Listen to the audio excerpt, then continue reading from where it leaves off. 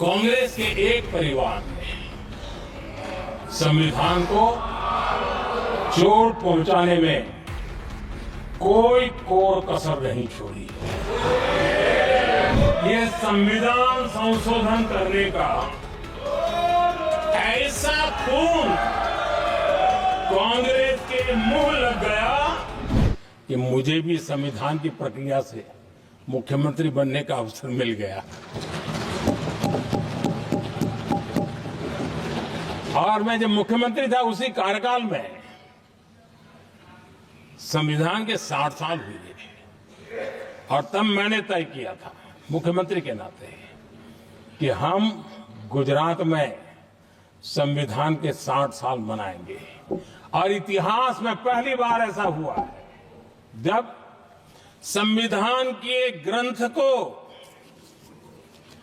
हाथी पर बनाई हुई अंबाड़ी में रखा गया उस विशेष व्यवस्था में रखा गया। हाथी पर संविधान की यात्रा निकल संविधान गौरव यात्रा निकाली गई और राज्य का मुख्यमंत्री उस संविधान के नीचे हाथी के बगल में पैदल चल रहा था और देश को संविधान का महत्व समझाने का सांकेतिक प्रयास कर रहा था। ये सौभाग्य भी मुझे प्राप्त हुआ था क्योंकि हमारे लिए संविधान का महत्व क्या है। और आज 75 साल हुए हमें अवसर मिला और मुझे याद है जब मैंने लोकसभा के पुराने सदन के अंदर जब 26 नवंबर को संविधान दिवस मनाने की बात कही थी तब एक वरिष्ठ नेता ने सामने से आवाज उठाई थी कि 26 जनवरी तो है, 26 नवंबर की क्या जरूरत है। क्या भावना घर कर गई थी। ये बहुत पुरानी बात नहीं है, इसी सदन में मेरे सामने हुआ था। लेकिन आदरणीय सभापति जी, मेरे लिए खुशी की बात है कि इस विशेष सत्र में अच्छा होता संविधान की शक्ति, संविधान की विविधताओं पर चर्चा होती तो नई पीढ़ी को काम आता। लेकिन हर एक की अपनी अपनी मजबूरियां होती है, हर कोई अपना दुख किसी न किसी रूप में प्रकट करता रहता है। कईयों ने अपनी विफलताओं का दुख प्रकट किया है। अच्छा होता दलगत की भावनाओं से उठ करके देश हित में संविधान की चर्चा हुई होती तो समृद्धि मिलती अनेक देश की नई पीढ़ी को। आदरणीय सभापति जी, मैं तो संविधान के प्रति विशेष आदर का भाव व्यक्त करना चाहूंगा कि संविधान की भावना थी कि मेरे जैसे अनेक लोग जो यहां पहुंच नहीं पाते, ये संविधान था जिसके कारण हम पहुंच पाए। क्योंकि हमारा कोई बैकग्राउंड नहीं था, हम यहां तक कैसे आते। ये संविधान का सामर्थ्य था, जनता जनार्दन के आशीर्वाद थे। इतना बड़ा दायित्व और मेरे जैसे बहुत लोग यहां भी जिनका ऐसा कोई बैकग्राउंड नहीं है, यही एक सामान्य परिवार से आए हैं और आज संविधान ने हमें यहां तक पहुंचाया है। और ये भी कितना बड़ा सौभाग्य है कि हमें देश ने इतना स्नेह दिया, एक बार नहीं, 2 बार नहीं, 3 बार। ये हमारे संविधान के बिना संभव नहीं था। आदरणीय सभापति जी,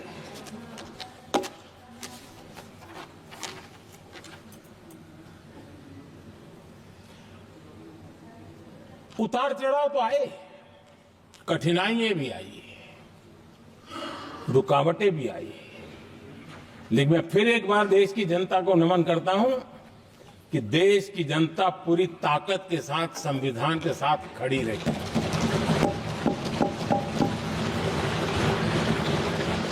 आदरणीय सभापति जी, मैं आज यहां किसी की व्यक्तिगत आलोचना करना नहीं चाहता, लेकिन तथ्यों को देश के सामने रखना जरूरी है और इसलिए मैं तथ्यों को रखना चाहता हूं।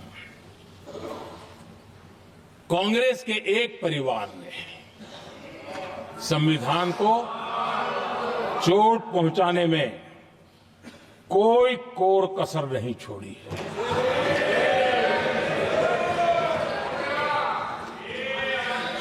मैं इसलिए एक परिवार का उल्लेख करता हूं कि 75 साल की हमारी यात्रा में 55 साल एक ही परिवार ने राज किया है। इसलिए देश को क्या क्या हुआ है ये जानने का अधिकार है। और इस परिवार के कुविचार, कुरीति, कुनीति, इसकी परंपरा निरंतर चल रही है। हर स्तर पर इस परिवार ने संविधान को चुनौती दी। आदरणीय सभापति जी, 1947 टू 1952 इस देश में इलेक्टेड गवर्नमेंट नहीं थी। एक अस्थाई व्यवस्था थी, एक सिलेक्टेड सरकार थी और चुनाव नहीं हुए थे। और जब तक चुनाव न हो तब तक एक इंटरिम व्यवस्था के रूप में कोई खाका खड़ा करना चाहिए, किया गया था। 1952 के पहले राज्यसभा का भी गठन नहीं हुआ था, राज्यों में भी कोई चुनाव नहीं थे, जनता का कोई आदेश नहीं था। उसके बावजूद भी, और अभी तो संविधान निर्माताओं ने इतना मंथन करके संविधान बनाया था। 1951 में जबकि चुनी हुई सरकार नहीं थी, उन्होंने ऑर्डिनेंस करके संविधान को बदला और किया क्या? अभिव्यक्ति की आजादी पर हमला कर दिया गया।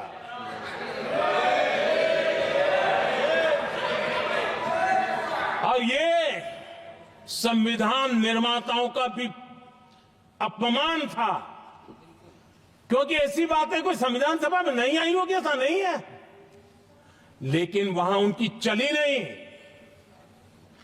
तो बाद में जैसे ही मौका मिला, उन्होंने अभिव्यक्ति की आजादी को, उस पर उन्होंने हथौड़ा मार दिया।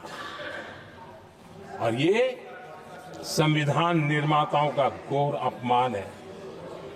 अपने मन की चीजें जो संविधान सभा के अंदर नहीं करवा पाए, वो उन्होंने पिछले दरवाजे से किया, और वो भी चुनी हुई सरकार के वो प्रधानमंत्री नहीं थे, उन्होंने पाप किया था।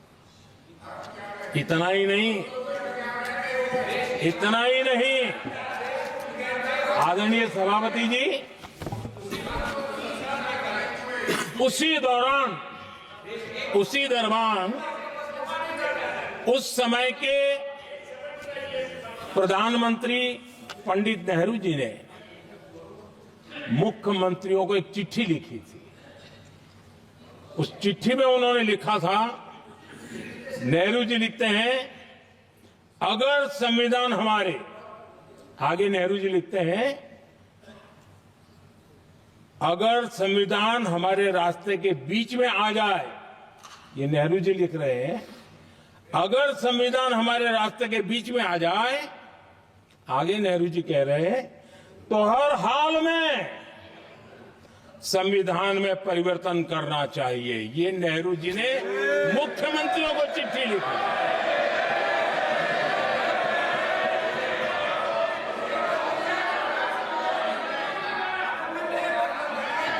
और आदरणीय सभापति जी, ये भी देखिए, 1951 में ये पाप किया गया, लेकिन देश चुप नहीं था। उस समय राष्ट्रपति डॉक्टर राजेंद्र प्रसाद जी ने चेताया, ये गलत हो रहा है। उस समय स्पीकर पद पर बैठे हुए हमारे स्पीकर महोदय ने भी पंडित जी को कहा, गलत कर रहे हो। इतना ही नहीं, आचार्य कृपलानी जी, जयप्रकाश नारायण जैसे महान कांग्रेसी लोगों ने भी पंडित नेहरू ने कहा कि ये रोको, लेकिन पंडित जी का अपना संविधान चलता था और इसलिए उन्होंने इतने वरिष्ठ महानुभावों की सलाह मानी नहीं और उसे भी उन्होंने दरकिनार कर दिया। और आदरणीय सभापति जी, ये संविधान संशोधन करने का ऐसा खून कांग्रेस के मुंह लग गया कि समय समय पर वो संविधान का शिकार करती रही। ये खून मुंह पे लग गया। इतना ही नहीं, संविधान के स्पिरिट को लहू लहान करती रही।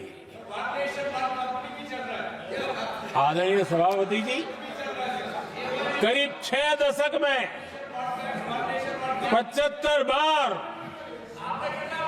संविधान बदला गया। आदरणीय सभापति जी, जो बीज देश के पहले प्रधानमंत्री जी ने बोया था, उस बीज को खाद पानी देने का काम एक और प्रधानमंत्री ने किया। उनका नाम था श्रीमती इंदिरा गांधी।